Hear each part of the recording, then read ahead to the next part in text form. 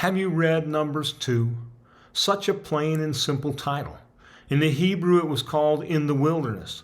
For a time, it didn't have a name in the Septuagint, and then was given the title to refer to the census that was taken. But there is so much more than counting people than that, right? This book covers from Mount Sinai until the Transjordan, where they camped before they entered the Promised Land. It is much more than a journal or history of the road trip. We will see the unfaithfulness and rebellion of the people, the frustration of Moses, and God's response to all that occurred. Through it all, God was faithful to fulfill his promise and to bring about his purpose. The first chapter opens with the census, and the second chapter covers the setup of the camp and the movement of the camp. And that chapter closes with this verse in Numbers 2, verse 34. The Israelites did everything the Lord commanded Moses. They camped by their banners in this way and moved out the same way, each man by his clan and by his ancestral family. At this point in the book, they are staying put.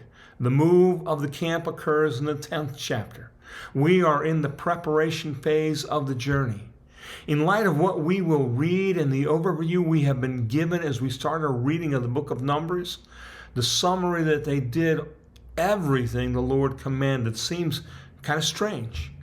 If you've read about the history of the Israelites, you know that this generation is destined to wander in the wilderness, not enter the Promised Land.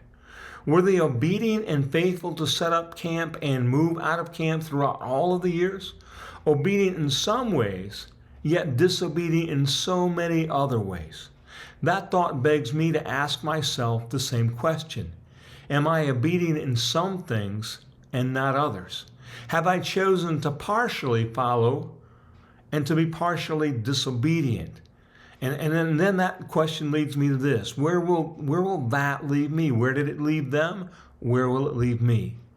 Keep reading, encourage others to read, and expect to find more gems to help us live like Jesus.